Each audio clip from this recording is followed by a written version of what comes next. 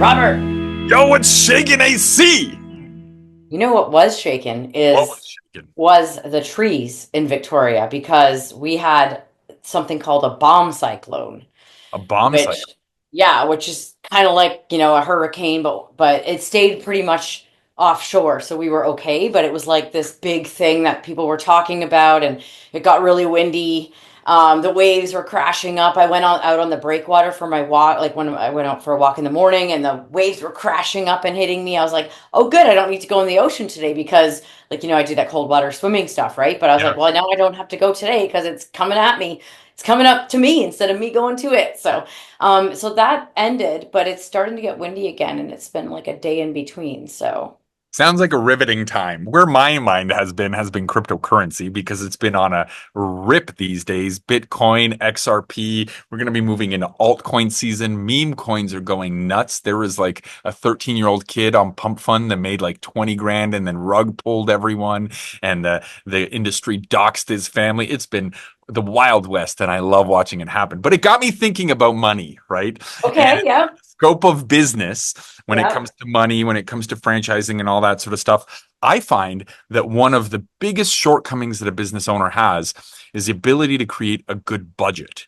In fact, I almost think that it's easier for them to understand P&Ls and balance sheets, profit and loss yeah. statements and balance sheets than it is to create a cohesive budget. And to the best of my understanding, you also had a series of roundtables about this, right? Yeah, we did. That is true. And it was very interesting because, well, what kind of where it came from is all our calls in the last, few months with franchisors about what we do that are, wanting to look at how they can tap into our support for their field coaches, and potentially certify their field coaches. There a lot of the responses, well, let's talk in October when we're building the budget, and it's like, okay, well, we'll chat with you then. So now it's November and we're like definitely into that. So we've been, we've been noticing, as always, there's a real mixed bag of ways people do things, which is always interesting to me. Like the fact that franchising is all about systems and, scaling and streamlining and all that. But from franchisor to franchisor, there's a lot of variation and things. So yeah, it's been interesting to hear all the different things this week. Everything from the people that are in the marketing roles at our franchise marketing roundtable, like how do they what do they get exposed to when it comes to the budget? Are they creating it? Are they being told, here's your budget, create some goals to make this happen? Or are they being given, like, here's the initiatives, how much money do you need? All those kinds of questions. And then we had operations foundations, operations leadership, so it was more the executives. And then we had the field support. We talked about it, and that one was interesting too, just to hear from their perspective. Like, are you hearing much? Are you involved? Do they? I mean, you're on the front line. I would imagine you have some input. So yeah, it's been a good week of learning. I always love that secret learning that I get from the roundtables. Wonderful. So what did you learn?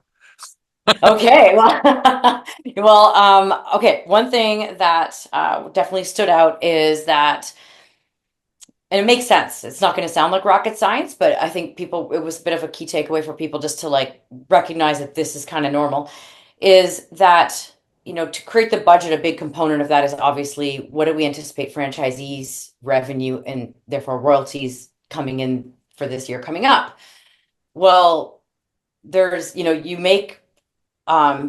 do projections with franchisees, like the field support teams are doing that, and you're trying to balance motivating the franchisee to go bigger with the franchisee also feeling that they can hit the goals, right? So what you're doing with the franchisee is one thing, but then the internal teams are often taking that and reducing it down to more of a bare minimum so that they're creating their budget based on a more conservative projection, if that makes sense.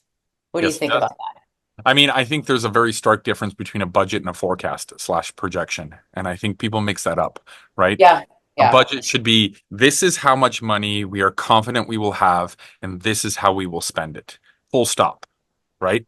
But Whereas with a not it's projection, not it's not like a goals and all that. Like it's not right? like, right. Like that's different. If we were like, we hope we hit this, let's go after this big goal. No, it's like if nothing changes this is, or we can anticipate a small amount of growth, but we're quite confident we can show a roadmap on this, how we're going to hit this, right? That's what you're saying is a budget. Exactly. And you can Yeah, even for factor into the real. fact that like maybe you want a 10% margin at the end. So how do we cut costs to make that margin happen? Because you can't bank it on increasing revenue because that's incredibly variable. It can only be based on cut costs. So now when you're building projections and you say, well, we want to hire one more person or two more people, three more people, this will be the expense. And as a result, we need to hit this much revenue. And that's when you get into projections.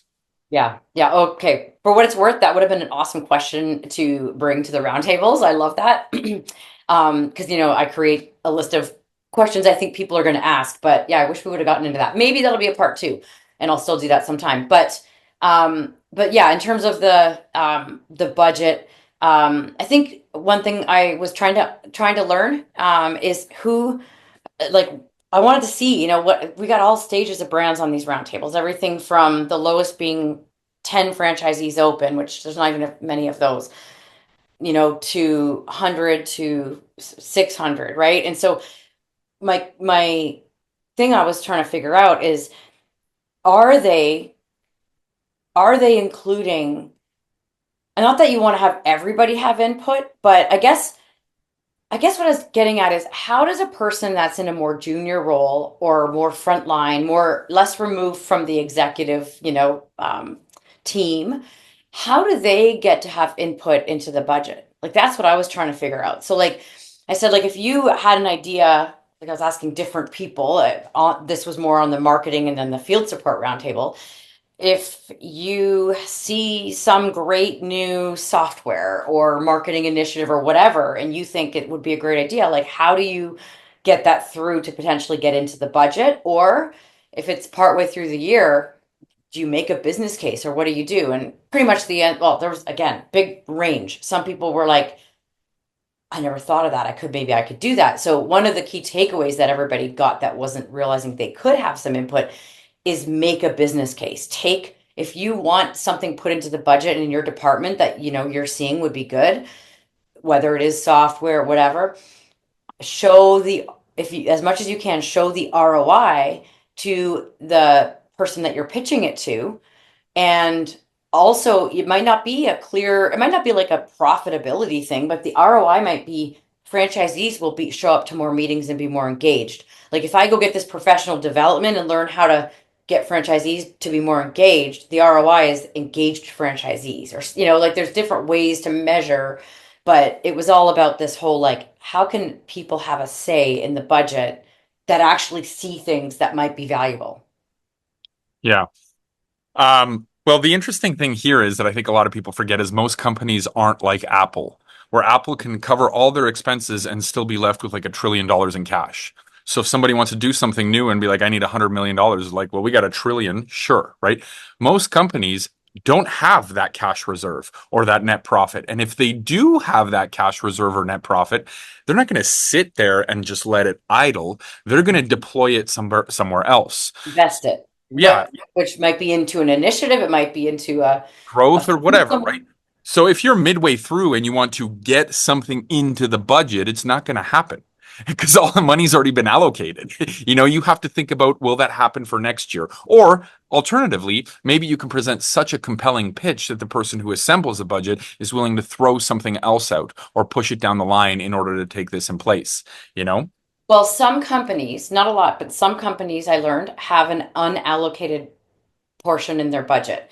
So they know this is the amount of revenue that or amount they're going to have to spend, and they're going to allocate maybe 80% of it to things so that they leave a portion of it to options throughout the year. So That's it wasn't so much like, oh, I'm going to have all this extra money. It was like still on the concept of budgeting within the confines of what we have. Yeah, and it's interesting you mentioned that because that's the whole premise behind the book Profit First, which makes most accountants melt down. Because what you're supposed to do is say, I want to have 10% in my pocket right away. So that every dollar of revenue come in, you put in 10 cents immediately. And then you deal with all your expenses. And if you can't afford your expenses, well, then it's time to adjust your business model because you deserve to be paid first type thing. Okay, So three, two, one, go. go be Awesome.